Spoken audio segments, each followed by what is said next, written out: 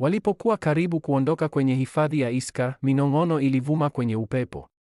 Haikuwa ya kichawi, ilikuwa sauti halisi iliyochoka lakini ya kawaida. Nile iliganda. Umesikia hilo? Fevati alitikisa kichwa, kisha akaashiria kuelekea miti. Mtu alikuwa akikaribia. Hatua za polepole na za tahadhari.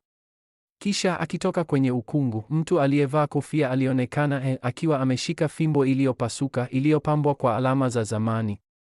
Nilikuwa nimekata tamaa ya kukuona ukiwa hai tena, sauti ya ukelele ilisema. Ilikuwa Van, mpangaji wa mapatano wa zamani ambaye aliwahi kumsaidia Fevati kufungua lango la wazee. Lakini kuna kitu kilikuwa kimebadilika kumhusu. Sasa alikuwa amevaa jicho lililofungwa bandeji na mkono wake wa kushoto ulionekana kuwa na hofu kidogo. Vakor hayuko peke yake, alitangaza waziwazi. Aliharibu roho za matuta ya mchanga. Hata walinzi wa moto waliolinda usawa walimgeukia. Fevati aliweka mkono moyoni mwake, kisha akafuatilia duara hewani, ishara ya onyo ya kale. Van alielewa. Ndiyo. Ana nguvu zaidi kuliko hapo awali. Lakini ana udhaifu, kitu ambacho anaweka ndani kabisa. Sauti ambayo amejaribu kusahau. Nile alikunja uso. Unamaanisha anaogopa kumbukumbu? Van alitikisa kichwa. Jina. Wimbo. Ule aliowimba alipokuwa bado hajawa Vakor. Alimgeukia Fevati.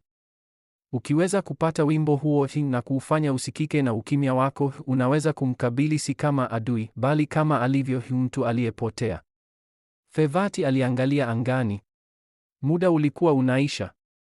Vakor alikuwa akielekea kaskazini. Muda si mrefu angekuwepo. Ilibidi wachukue hatua. Lakini kwanza ilibidi wapate wimbo uliokatazwa.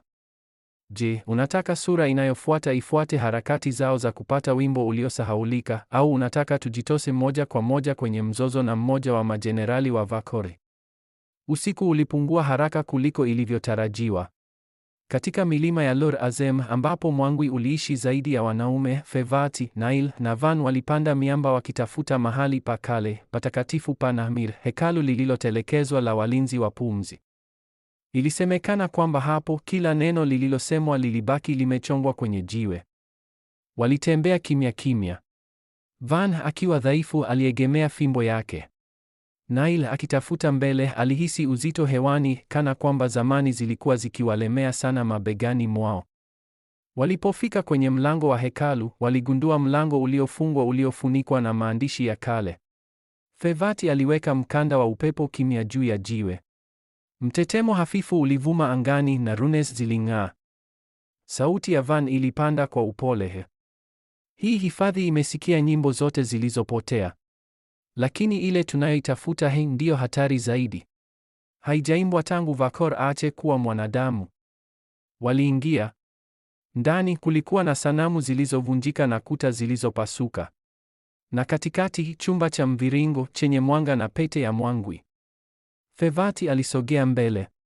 Alifumba macho yake. Ukimya wake ulisababisha minong'ono iliyofichwa. Polepole wimbo wa mbali ulipanda. Huzuni. Tete. Wimbo wa utoto wa kutokuwa na hatia kupotea. Kisha jina lilipeperushwa upepo. Kyle. Nile alikunja uso. Sio Vakori. Van, sauti yake ikitetemeka, alinong'ona. Hapana. Hilo lilikuwa jina lake halisi kabla jangwa halijammeza. Fevati alifungua macho yake. Sasa alijua ufunguo. Lakini kuimba jina hilo kungeweza kuamsha zaidi ya kumbukumbu tu. Kungeweza kuvunja Vakor. Au kuzivunja zote.